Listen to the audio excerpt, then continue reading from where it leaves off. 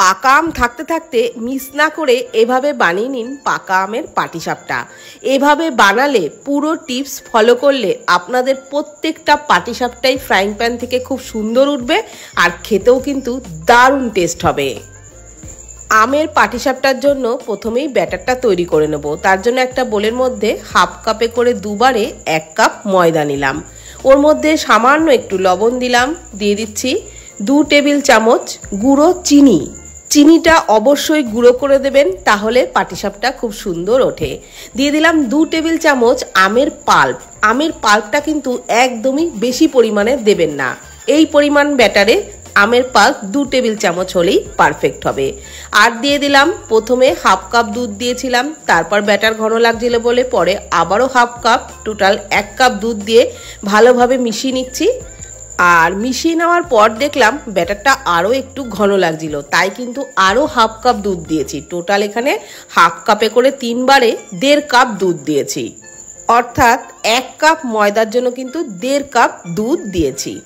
এখন দিয়ে দিলাম সামান্য একটু ফুড কালারের জন্য দিলাম, রংটা সুন্দর হওয়ার জন্য। আপনারা চাইলে কিন্তু নাও দিতে পারেন, ফুড কালারে কোনো টেস্ট আসবে না, একটু রংটা সুন্দর হবে সেই কারণেই দিয়েছি। খুব ভালো করে মিশিয়ে নিলাম আর ঠিক এই রকম ঘনত্বের কিন্তু ব্যাটারটা তৈরি করে নিয়েছি। একেবারে জলের মতো পাতলাও নয়, আবার খুব ঘনও নয়। তো এখন তৈরি করে নিচ্ছি পুর। তার জন্য কড়াইয়ে দিয়ে দিলাম 1 কাপ দুধ। দুধটা উষ্ণ গরম হয়ে গেলেই দিয়ে দিলাম 2 টেবিল চামচ গোবিন্দভোগ চালের গুঁড়ো। আর চালের গুঁড়ো দেওয়ার সাথে সাথেই কিন্তু নাড়াচাড়া করে দুধের সাথে মিশিয়ে নিয়েছি লো ফ্লেমে। তারপর দিয়ে দিচ্ছি 2 টেবিল চামচ শুকনো নারকেল পাউডার। আপনারা ফ্রেশ নারকেলও দিতে পারেন, তাতেও কোনো অসুবিধা হবে না। নারকেল গুঁড়োটাকেও ভালোভাবে দুধের সাথে মিশিয়ে নিলাম। তারপর দিয়ে দিলাম হাফ কাপ চিনি। চিনিটাকেও ভালোভাবে দুধের সাথে মিশিয়ে নিচ্ছি। আর চিনি মিশিয়ে নেওয়ার পর এটা কিন্তু একটু পাতলা হয়ে যাবে, তারপর টানিয়ে আরও একটু ঘন করে নিতে হবে। সামান্য একটু দিয়ে দিলাম এলাচ গুঁড়ো, খুব সুন্দর একটা ক্ষীরের মধ্যে গন্ধ বেরোবে সেই কারণেই দিলাম। ভালোভাবে নাড়াচাড়া করতে করতে ঠিক এই রকম ঘন হয়ে আসলে ক্ষীরটাকে নামিয়ে ঠান্ডা করে নিতে হবে। এর থেকে বেশি কিন্তু ঘন করবেন না, এটাই ঠান্ডা হয়ে গেলে ক্ষীরটা অনেকটাই ঘন হয়ে যাবে। তো এইবার পাটিসাপটা তৈরি করে নেব। তার জন্য ফ্রাইং প্যানে সামান্য একটু সাদা তেল স্প্যাচুলা দিয়ে ছড়িয়ে দিলাম। তারপর যে আমের ব্যাটারটা তৈরি করে নিয়েছিলাম সেটার থেকে 1.5 হাতা মতো ব্যাটার এইভাবে চাড়িয়ে দিচ্ছি। আর এই ব্যাটারটা চাড়িয়ে দেওয়ার সময় গ্যাসের ফ্লেম কিন্তু একদম লোতে রাখবেন। আগে তাওয়াটা ভালো করে গরম করে নেবেন, তারপরে একদম লো ফ্লেমেই কিন্তু ব্যাটারটা চাড়িয়ে দিতে হবে। উপরটা ড্রাই হয়ে আসলে যে পুরটা তৈরি করে নিয়েছিলাম সেটা লম্বা করে এক সাইড থেকে দিয়ে পাটিসাপটার ভাঁজ করে নিতে হবে।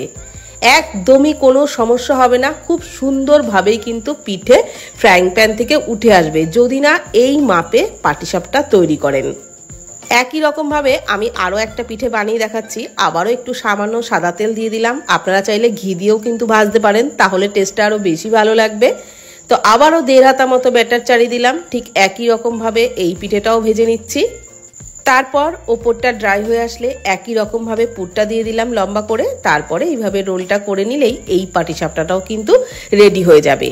আর প্রত্যেকটা পাটিসাপটাই ফ্রাইং প্যান থেকে খুব সুন্দর উঠেছিল, খেতেও কিন্তু দারুণ টেস্ট হয়েছিল।